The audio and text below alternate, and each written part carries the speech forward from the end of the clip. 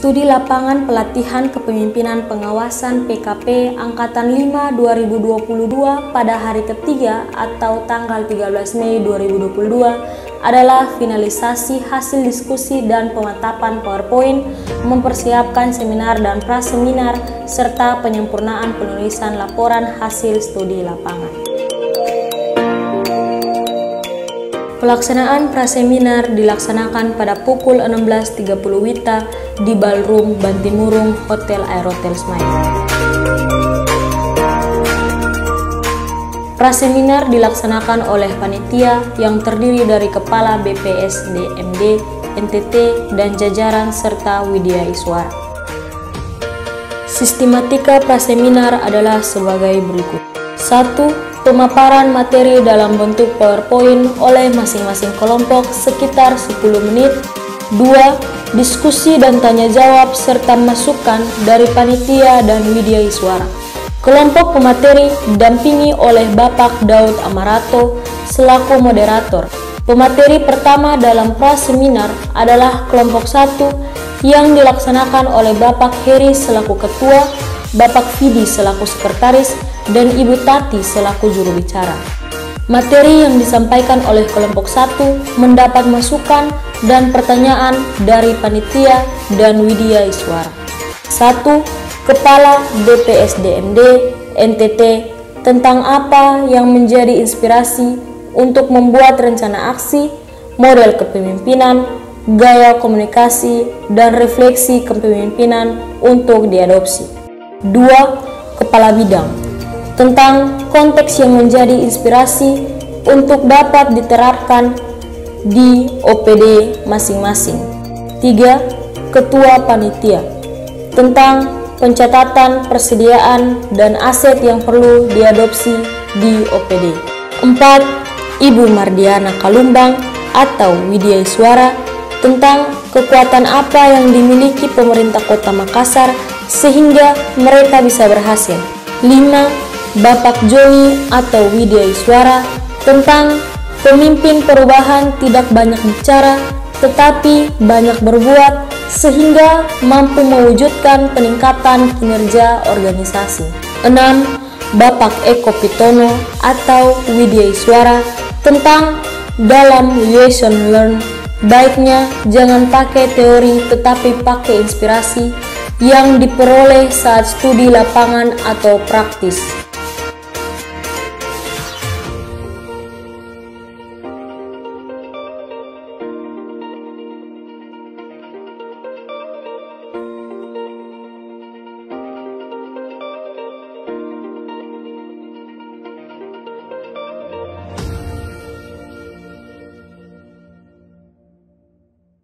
Manajemen kinerja pada Badan Pengelola Keuangan dan Aset Daerah Kota Makassar.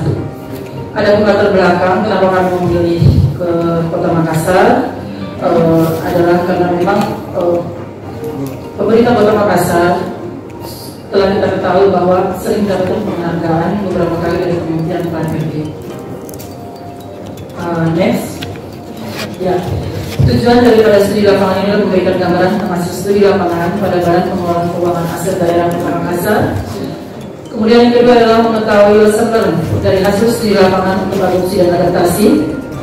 Kemudian manfaatnya adalah, yang pertama adalah kita memperoleh gambaran realistis terkait mekanisme pelayanan publik pada Badan Pengelolaan Keuangan dan Aset Daerah Kota Makassar. Yang kedua adalah mengadopsi dan mengadaptasi pengalaman yang diperoleh di lapangan sesuai tupoksi kerja masing-masing. Ada teknik dari pengumpulan data kami adalah metode deskripsi kualitatif, di mana kami melakukan wawancara kepada objek, di mana objek itu adalah pimpinan dan staf dari BPKAD Kota Makassar. Visi daripada Kota Makassar adalah percepatan mewujudkan Makassar kota dunia yang sombere dan smart city dengan imunitas kota yang kuat untuk semua. Misi untuk BPKAD, misi yang ketiga yaitu restorasi ruang kota yang inklusif menuju kota nyaman kelas dunia yang sombere dan smart city untuk semua. Lanjut, kita langsung masuk kepada best practice-nya. Yang pertama adalah pelayanan publik. Pelayanan publik pada BPKAD ada dibagi atas dua, yaitu internalnya yaitu bidang-bidang dalam BPKAD itu sendiri. Kemudian eksternalnya SKPD lain, masyarakat, di mana masyarakat adalah pihak ketiga, adalah rekanan daripada pemerintah Kota Makassar dan juga masyarakat umumnya. Kemudian penyedia vendor, di mana yang akan kami bahas adalah sistem berbasis aplikasi. Jadi mereka bekerja sama dengan penyedia atau vendor yang memang sudah secara berkala dan rutin. Lanjut.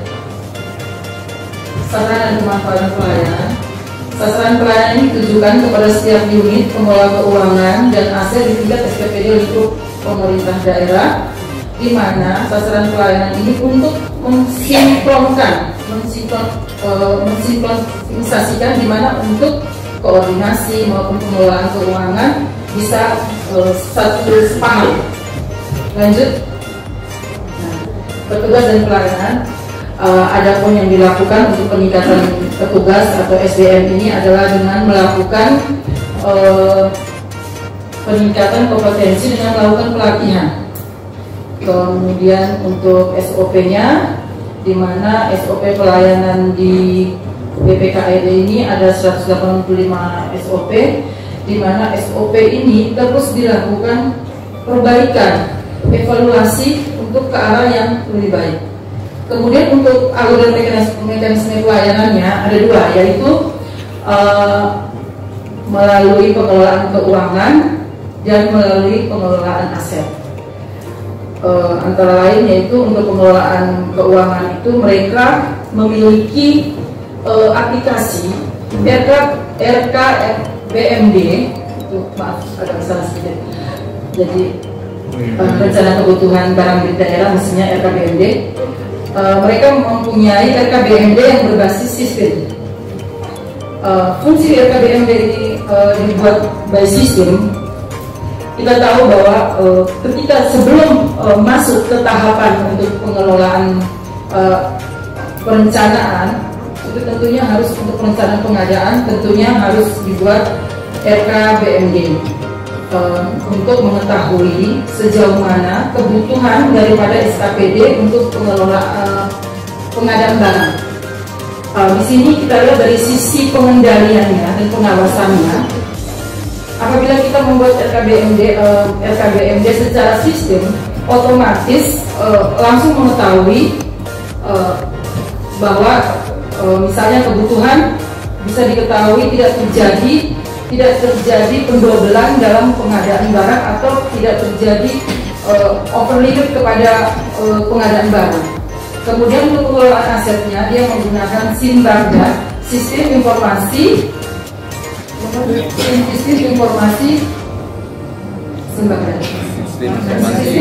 manajemen keuangan dan aset daerah.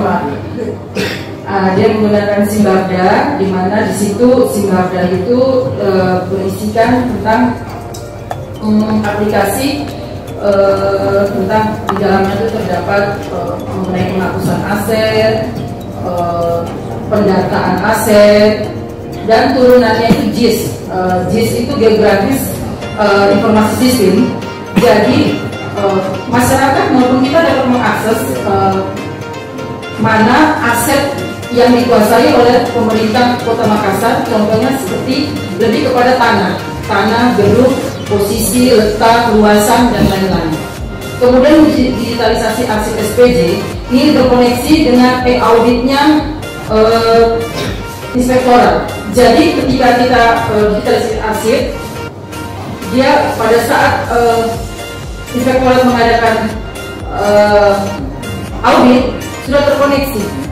Jadi tidak perlu lagi dia harus membuka lembar langsung digitalisasi. Jadi tidak perlu mengundang SKPD untuk hadir di tempat.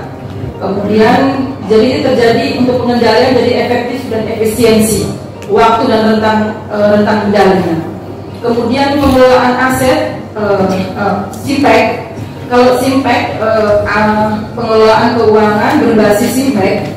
Contoh, misalnya biasanya kita ASN itu selalu ada penguasaan barang milik daerah, misalnya kendaraan. Misalnya kalau kendaraan, ketika dia menguasai, ketika pensiun, pada umumnya ASN susah melepaskan aset yang dikuasai oleh dia. Tapi kalau di sini sistemnya untuk pengendaliannya terdata. Jadi ketika dia tidak menyerahkan kembali pada saat usia pensiun, dia tidak menyerahkan kembali barang yang dikuasainya, punishmentnya dia tidak bisa menerima surat pemberhentian gaji atau SK pensiun. Seperti itu. Kemudian untuk pemanfaatan IT, kita tahu bahwa dengan adanya IT kita dapat mensinkronkan semua dalam satu sistem. Jadi untuk pengelolaan, koordinasinya dan semuanya bisa disinkronkan, meskipun dengan beberapa aplikasi. Kemudian keberlangsungan dan pengembangan pelayanan. Ini untuk Makassar mungkin punya satu nilai lebih. Untuk keberlangsungan dan pengembangan pelayanan, ini komitmen dari pimpinan sangat tinggi. Ini komitmen dari komitmen dari Wali Kota Makassar. Beliau sangat berkomitmen. Beliau mendorong setiap SKPD melakukan inovasi. Di mana salah satu contohnya beliau melaksanakan rakorsus, di mana mengundang seluruh kepala SKPD. Beliau menyampaikan apa yang beliau inginkan untuk suatu aksi perubahan di tahun depan. Pada saat itu juga responsif daripada kepala SKPD itu harus cepat. Dan beliau langsung mensortir atau mengevaluasi ini yang perlu dilakukan, ini yang tidak. Dan beliau komit pada saat beliau menyetujui inovasi itu terus berjalan, beliau langsung dukungan anggaran masih berjalan. Kemudian untuk keunggulan pelayanannya dapat kita ketahui dari pembahasan saya dari awal. Untuk kita tahu bahwa keunggulan pelayanan sangat unggul. Ini yang pertama yang harus kita ambil adalah responsif. Responsif, begitu ada aturan regulasi baru, mereka langsung membuat SOP, langsung mengimplementasikannya ke sistem. Jadi mereka bekerja sama. Tadi saya sampaikan bahwa ada eksternal pihak ketiga, itu mereka sudah bekerja sama dengan vendor. Jadi ketika regulasi baru, mereka bisa menyampaikan kepada vendor apa yang dimau, apa saja yang kedepannya mereka inginkan, itu langsung diimplementasikan oleh vendor dan langsung jalan. Lanjut, next. Dari pembahasan dari studi lapangan, tentunya kita perlu mengadopsi ada hal-hal yang baik dan mengadaptasinya. Yang pertama adalah pemberdayaan staf, tentunya dukungan pimpinan untuk memberikan kesempatan kepada staf untuk menyampaikan kelemahan maupun keunggulan daripada organisasi sehingga dapat melakukan inovasi. Terus kemudian pemanfaatan SOP, di mana kita tahu bahwa banyak kegiatan yang memang punya SOP tapi tidak dijalankan secara baik. Jadi itu harus dikendalikan dalam arti gini. SOP adalah pedoman untuk pelaksanaan kegiatan. Jadi memang SOP itu harus disusun secara baik sehingga dimanfaatkan secara baik, sehingga pada saat pelayanan publik tentunya harus dari hari ke hari semakin baik. Jadi dengan pemanfaatan SOP ini kita dapat merubah paradigma pelayanan publik. Kemudian ketiga, pemanfaatan IT. Dengan memanfaatkan IT seperti tadi kita lihat contoh-contohnya, itu kita dapat bisa merubah pola kerja daripada ASN untuk lebih efektif dan efisien. Kemudian pemberdayaan masyarakat, dengan ini masyarakat diikutkan terlibat dalam proses pelayanan publik. Contoh salah satunya itu adalah kita memberikan informasi yang kita berikan kepada masyarakat harus bermanfaat buat masyarakat. Kemudian yang kelima adalah keberlangsungan pelayanan.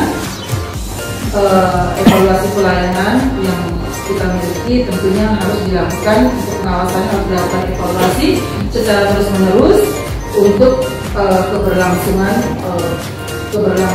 pelayanan ini secara baik untuk melakukan perubahan.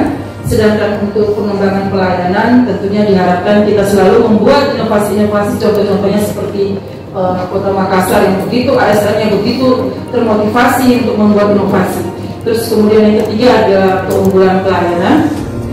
satu pelayanan publik, hal utama yang harus kita pegang bahwa dalam pelaksanaan pelayanan publik, hal utama adalah bagaimana kepuasan penerima manfaat. Kemudian yang kedua, dengan pelayanan kita dapat memberikan informasi atau sebagai media informasi publik apa yang kita lakukan, di mana orang tahu kalau kita tidak menginformasikan secara publik. Terima kasih Pak, mungkin itu saja dari kami kelompok 1. Kelompok 1. Dua hal penting yang disampaikan. Yang pertama tentang best practice yang terjadi di sana. Lalu yang kedua sudah disajikan sejumlah hal yang menjadi lesson learned terhadap apa yang diperoleh dari hasil studi lapangan. Nah, memang kelompok 1 sudah menyiapkan moderator, dan moderator ini difungsikan pada saat hari Senin nanti. Ya, tadi Pak kami minta biar kita yang bagus supaya cepat. Nah, nanti pada saat hari Senin nanti baru moderatornya berfungsi ya, Bapak Agung. Dan Bapak Agung yang bersama Bapak Ibu hari Senin tanggal 16. Nah, berdasarkan apa yang sudah dilaporkan oleh kelompok 1 tadi, ada banyak hal menarik sebagaimana yang sudah kita dengar dan baru saja kita dengar, sehingga saya tidak perlu mengulangi. Terhadap hal ini mungkin ada tambahan dari Bapak Ibu yang hadir. Kita akan mulai dari Bapak Kepala Badan, selanjutnya nanti Bapak Kabit TNI, lalu nanti Bapak Kabit Johan, Ibu Yana, Pak Joni, dan Pak Agung secara berturut-turut. Waktu dan kesempatan kali ini. Penjelasan secara rinci, kira-kira model pemimpin seperti apa yang kita pelajari, itu kemudian membekas bahwa boleh berubah. Jadi sedikit abstrak ya. Jadi teman-teman punya informasi, saya tidak ingin masuk. Apa yang refleksikan untuk bisa dapat dari sini? Bukan itu loh. Saya tidak butuh teknis. Anda datang ke sini belajar menjadi seorang pemimpin. Maka Anda bertemu sesuatu di lapangan, Anda lihat itu dan Anda pelajari itu. Anda pulang melihat, kalau begitu saya pulang, saya harus timbul kembangkan dalam diri model kepemimpinan seperti ini, gaya berkomunikasi seperti ini, dan bagaimana menginspirasi seperti ini menulis presentasi semua. Begitu.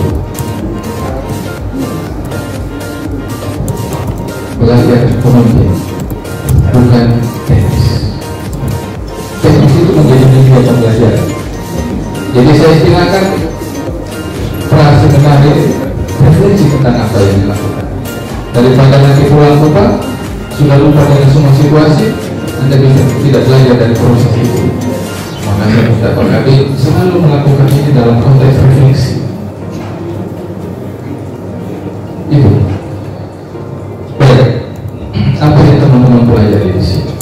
Refleksi itu pemimpin. Saya tidak butuh yang tulisan tadi, saya tidak butuh. Pribadimu apa di sini?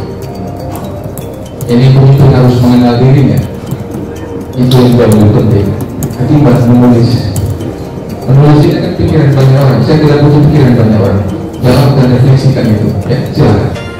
Siapa yang diperoleh dari hasil sekolah ini untuk merancang perubahan ke depan. Lalu yang kedua, siapa yang mencintai di sana, seperti apa ceritanya, ada hal yang menarik yang mesti diungkap di sini. Dan yang ketiga, soal model kepemimpinan apa yang dapat kita ambil dari sana, terutama terkait dengan kewenangan sebagai seorang pengawas. Waktu dan kesempatan. Ini kan bicara soal manajemen kinerja, bagaimana?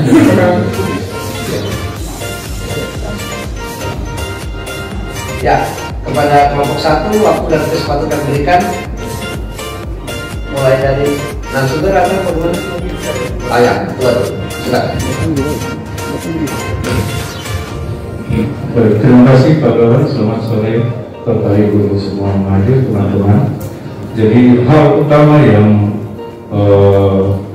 sebelum itu kami kemarin itu bertemu dengan sekretarisnya mewakili kepala badannya, didampingi oleh 2 kepala seksi yang satunya kabit, satunya kepala seksi yang membidangi tentang perbendaharaan, keuangan, dan juga aset. Kemudian yang kami tambah selama disambut dengan sangat bersahabat, dan membuka ruang kepada kami untuk sebanyak-banyaknya menggali informasi di sana. Oke, itu yang teman-teman mesti bawa pulang. Iya, dilayani dengan baik. Itu mesti dibawa pulang. Jangan pulang memberi pelayanan dan muka serem lagi. Tidak usah, ini contohnya. Maka saya sengaja mengajukan dialog itu supaya Anda mendapat kesan dan bisa dibawa pulang. Lagi. Hal utama yang bisa dapat di sana bahwa quick response. Yang pertama quick response atas setiap perubahan peraturan di atasnya langsung diimplementasi. Pimpinan langsung mengadakan rapat dengan stafnya, dengan dihadiri juga oleh vendor. Jadi langsung menyikapi perubahan dinamika peraturan yang berlangsung, dan pimpinan menyatakan niatnya, keinginan-keinginannya terhadap apa yang tertuang di dalam peraturan baru tersebut, dan langsung diimplementasi oleh vendor dalam bentuk aplikasi-aplikasi. Itu yang mungkin kita tangkap quick response. Kemudian menyambut perkembangan zaman saat ini, Bapak, digitalisasi itu sangat penting. Pelayanan masyarakat itu alur panjang pelayanan kemasyarakatan harus diperpendek dengan adanya digitalisasi di zaman modern saat ini. Juga dengan memotong alur birokrasi dengan rentang waktu itu juga bisa memotong alur KKN yang terjadi. Itu pikirannya siapa yang disebut? Pikiran kelompok atau pikiran yang diungkapkan oleh teman-teman yang kemarin itu? Ya, ini kita diskusi secara ulang ini, dan yang kita lihat di sana, Pak. Ya, sebenarnya termasuk jangan kutip yang di sana, Anda belajar itu yang sangat suka, teman-teman. Dengan Sekretaris PPKD Kota Makassar dan teman-teman, hal yang kami pelajari atau menginspirasi kami untuk perbaikan pelayanan ke depan adalah bagaimana membangun komitmen untuk melakukan perubahan pelayanan baik di organisasi kami sendiri yang bisa berdampak pada pelayanan atau indikator keberhasilan pembangunan untuk pemerintah provinsi itu sendiri.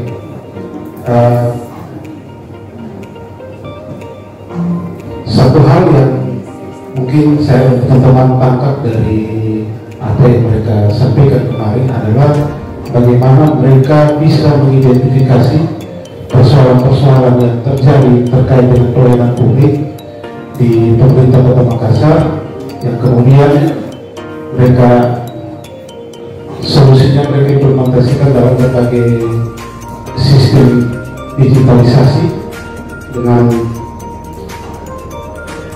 proses yang mereka sudah kerjakan dan mendapat berbagai penghargaan di tingkat nasional itu secara tidak langsung kalau saya pribadi itu sebagai tamparan bagi kami, kenapa mereka bisa, kita tidak bisa. Jadi hal yang menginspirasi kami adalah bagaimana membangun komitmen dari pembelajaran yang kami peroleh di sini untuk selanjutnya bisa kami yakinkan kepada pimpinan perangkat daerah untuk mengadopsi hal-hal baik yang telah kami lihat dan kami pelajari di sini. Mungkin pertanyaan kita seperti itu. Pengawas, di situ saya melihat bahwa digitalisasi itu bagaimana mereka mencari cara untuk lebih meningkatkan pengawasan dan pengendalian dalam pekerjaan. Mungkin itu sedikit membuat kita, karena kita memang lebih kepada pengawasan teknis di lapangan.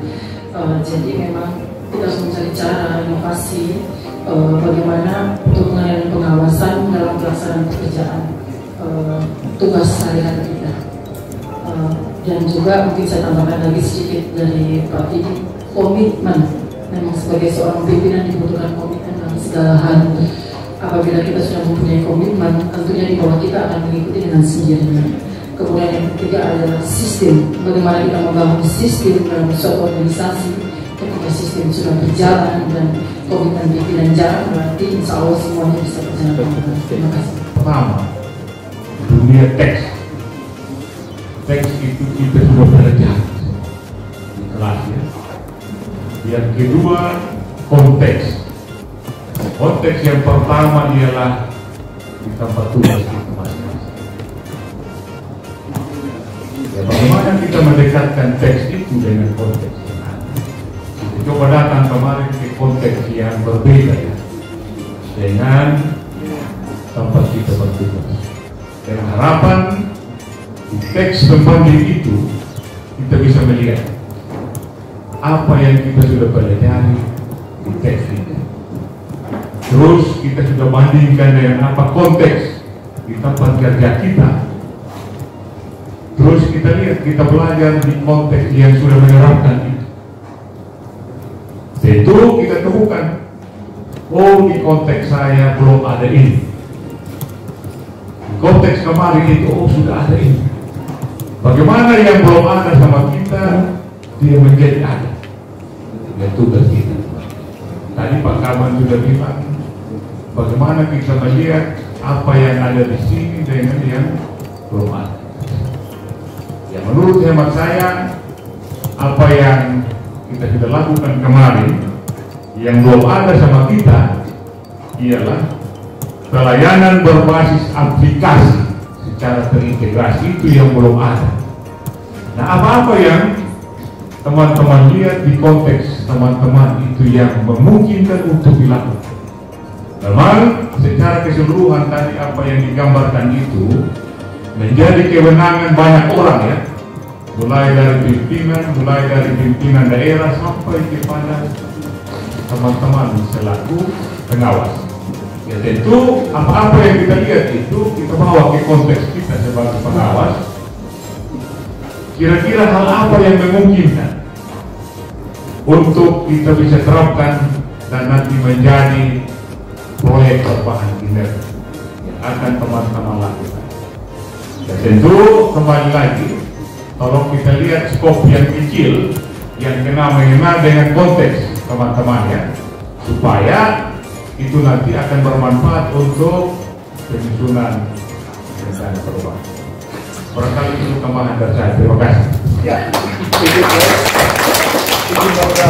Dinas Pendapatan dan Aset untuk entry secara manual, dan ini sangat lambat sekali. Kami mohon respons dari kelompok, kira-kira bagaimana kita dapat mengadaptasi itu di kantor kita. Kita sudah sepakat kemarin bahwa kalau Infocom secara political will belum, kita mulai dari kantor masing-masing. Sederhana kita mulai dan siapkan supaya bisa mendukung sistem itu. Saya dari kami mohon respon. Ya, baik, itu kita terus. Kelas perencanaan, kalau saya merencanakan kegiatan itu ketika Bapak Ibu mengunjungi satu instansi, dalam hal ini kelompok 1 pada Badan Keuangan dan Aset Daerah. Dan Bapak Ibu tentu dalam itu bisa melihat kekuatan-kekuatan apa yang dimiliki oleh organisasi tersebut dan apa yang belum kita miliki. Ketika ada kesenjangan antara yang sudah dimiliki oleh daerah Makassar dibandingkan dengan NTT, kemudian apa yang Bapak Ibu bisa merencanakan untuk bisa menyamai atau yang paling tidak mendekati apa yang sudah dicapai oleh kota ya. Ini kota provinsi datang belajar di melihat best praktis di kota ya, tidak masalah, tetapi kita bisa melihat di situ kekuatan-kekuatan apa, dan kita juga punya kekuatan apa, dan kita kaitkan dengan peluang-peluang yang ada dari kedua daerah tersebut, sehingga kita dapat merencanakan apa yang harus kita buat untuk ya paling tidak mendekatilah keberhasilan dari Kota Makassar, karena Kota Makassar sudah berkali-kali mendapatkan penghargaan karena berbagai inovasi yang mereka dapatkan. Ya mungkin kita belum pernah dapat, ya ini adalah kesenjangan. kekuatan apa yang mereka miliki sehingga mereka mendapatkan kekuatan penghargaan ini yang banyak, sehingga ya paling tidak kita juga bisa sedikit mendekati prestasi apa yang sudah dimiliki oleh, ya sebenarnya saya mau tanya pada kelompok kira-kira apa, tapi pasti sudah diketahui ya, spesifik apa yang paling betul-betul dimiliki oleh kota Makassar dan apa yang harus dibenahi provinsi NTT. Itu saja dari saya, supaya kita ingatkan semuanya kepentingannya untuk kita melakukan proyek perubahan di instansi kita masing-masing.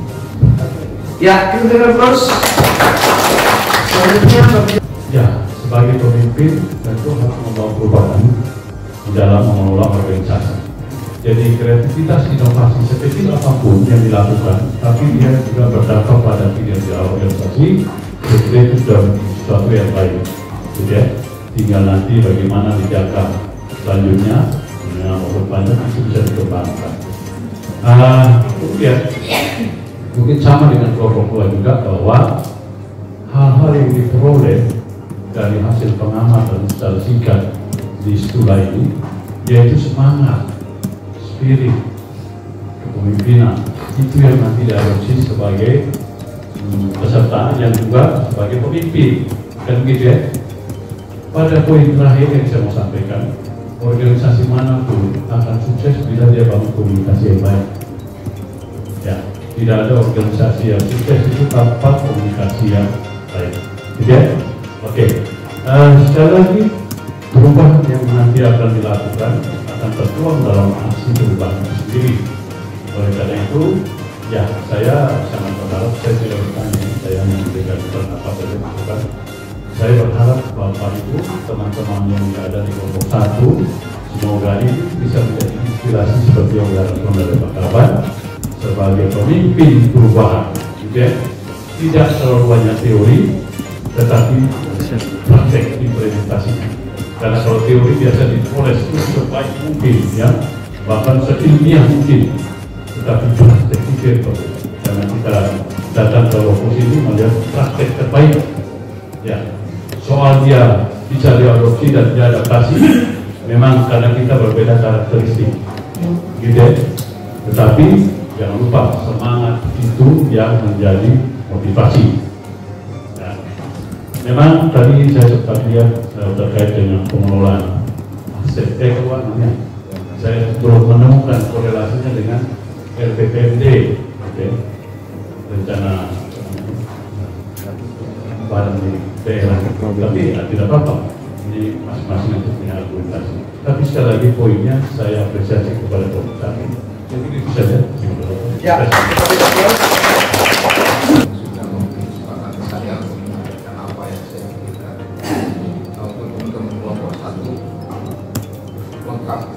Laporannya artinya dari apa yang ditampilkan tadi sudah cukup lengkap.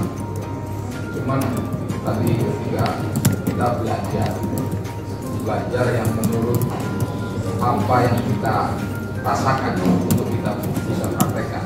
Ada beberapa hal yang saya beri masukan saja.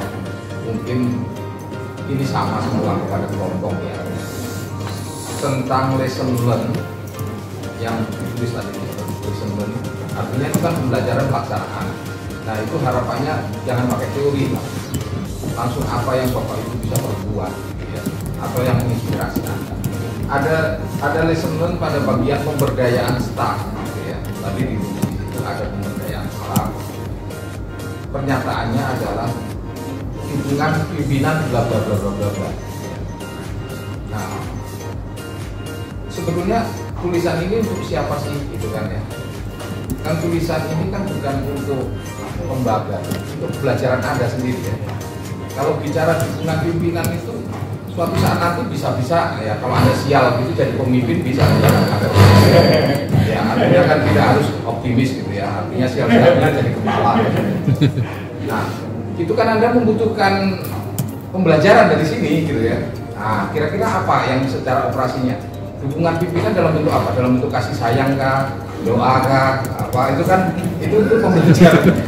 Ya ini artinya kalau bicara teorinya kan semua sudah ahli semua, banyak teman-teman di sini sudah S2, mungkin sebentar lagi S3, bisa jadi S4, ya, saking tingginya. Oleh karena itu ya itu tadi yang praktis-praktis saja. Yang Bapak Ibu lihat, oke, dukungan pimpinan seperti apa yang terjadi di sana? Nah, tuliskan aja, misalnya pimpinan di sana tidak memiliki pimpinan paling yang kita percaya. Atau pimpinan di sana suka memberi kesempatan stafnya untuk belajar. Ya, fakta apa yang Bapak rasakan supaya suatu saat nanti Anda jadi pemimpin itu pelajarannya gitu. Sederhana seperti itu. Walaupun jadi pemimpin itu sebetulnya susah, tapi pelajarannya sederhana. Terima kasih.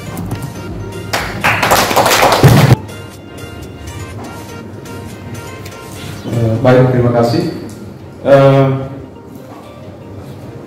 Inspirasi yang saya dapat ketika kita berkunjung ke lokasi dan berdiskusi bersama Bapak Sekretaris BPKID dan teman-teman, itu mereka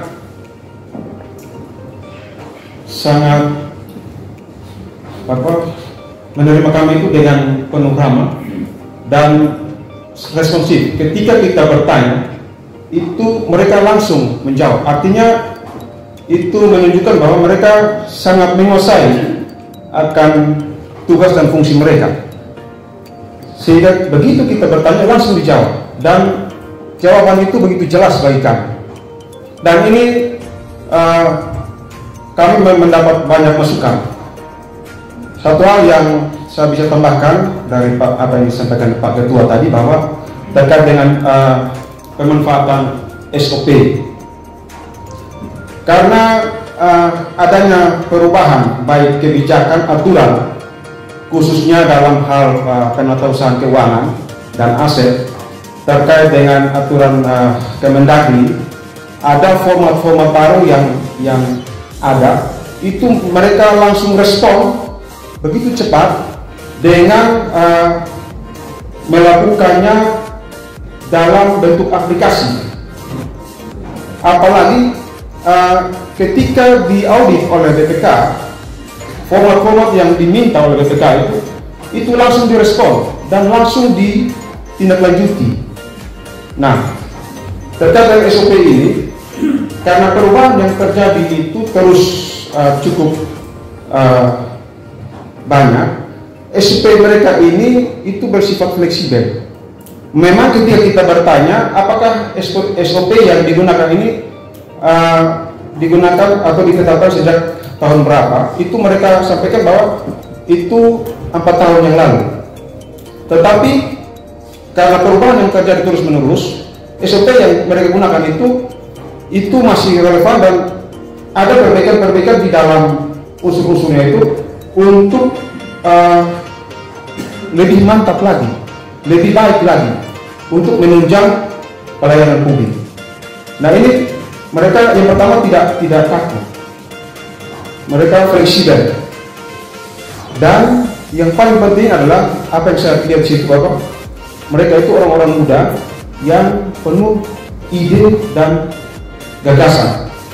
Dan gagasan serta ide yang mereka miliki itu, kemarin mereka sampaikan bahwa mereka didukung dengan pimpinan. Dan pimpinan mereka itu memang orang yang penuh dengan kreativitas dan ingin untuk terus berubah melalui inovasi. Sehingga kadang-kadang mereka